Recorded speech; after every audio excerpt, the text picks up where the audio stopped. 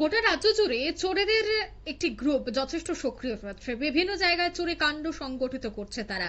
তবে এবার পুলিশি তল্লাশিতে, পুলিশি অভিযানে এবার কুখ্যাত চোর গ্রেফতার হয়েছে। মধ্য চারিপাড়া এলাকা থেকে আটক হয়েছে মালু মিয়া নামে এক কুখ্যাত চোর। আমতলী থানার পুলিশের হাতে তাকে গ্রেফতার করা হয়েছে। বিভিন্ন সামগ্রী সহ আটক করা হয়েছে চোরকে।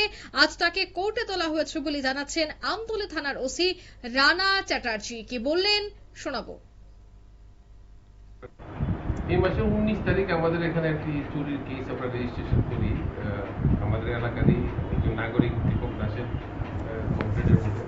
পরবর্তী সময়ে আমরা এই কেসের ইনভেস্টিগেশনে একজন হার্ডকোর আপনার প্রপার্টি অপারেটরকে আমরা গ্রেফতার করেছিলাম। ওকে আমরা রিমান্ডে এনে জিজ্ঞাসাবাদ করে অনেক কিছু তথ্য পেয়েছি যে এটা একটা চুরির গ্যাং এবং তারা ঘুরে ঘুরে চুরি করে আগরতলা শহরের বিভিন্ন জায়গাতে এবং গ্রামতলী পার্শ্ববর্তী এলাকাতে। সেই পরিপ্রেক্ষিতে আমরা আরো গতকাল রাত্রে একটা ইন্টেলিজেন্স বেস আমরা একটা অপারেশন করি।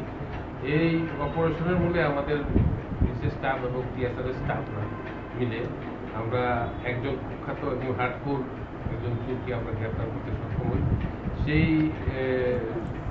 সে এবং তার দলবল এই পুরা এলাকাতে চুরির সঙ্গে যুক্ত। তাদের কাছ থেকে আমরা হাউস ব্রেকিং টুলস এবং আরো কিছু সামগ্রী আমরা সিজ করি এবং আজকে তাকে আমরা আদালতে প্রডিউস করবো পুলিশ রিমান্ডের জন্য। তার থেকে অনেক কিছু তথ্য বেরিয়ে আসে এবং যে সকল জায়গাগুলিতে ওরা চুরি করেছে ওই স্বীকারোক্তিও দিয়েছে। আমরা তার ইন্টারোগেশনে চুরি করা মালগুলি আমরা উদ্ধার করতে পারবো বলে আমরা বিশ্বাস।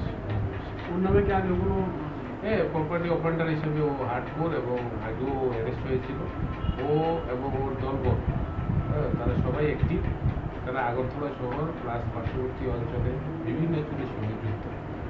তাদের একটা মানে গত কিছুদিন আগে তো আমরা তাদের একজন লিডারকে আমরা ধরেছিলাম। আজকে তাদের একজন মোস্ট 100%কে আমরা গ্রেফতার করতে সক্ষম হয়েছি। কোন জায়গা থেকে চারিপাড়ে। আপনারা শুনলেন ওসির বক্তব্য। অর্থাৎ পুলিশের বিশেষ অভিযান চলে এবং যে চোরকে আটক করা হয়েছে কুখ্যাত চোর মালু মিয়া, তার বিরুদ্ধে কিন্তু একাধিক চুরির অভিযোগ রয়েছে। তার পেশাই হচ্ছে চুরি এবং এই পুরো ঘটনায় যেহেতু তাকে গ্রেফতার করা হয়েছে, তাকে আটক করা হয়েছে, আজ কোর্টে তোলা হয়েছে। এখন দেখার বিষয় তার বিরুদ্ধে কি পদক্ষেপ গ্রহণ করা হয় এবং তাকে জিজ্ঞাসাবাদের পর আরো কোনো চোরদের বা কোনো চোরের চক্রের হদিশ মিলে কিনা সেটাও দেখার। নিয়ে নিচ্ছি ছোট্ট একটি বিজ্ঞাপন বিরতি, সঙ্গে থাকুন।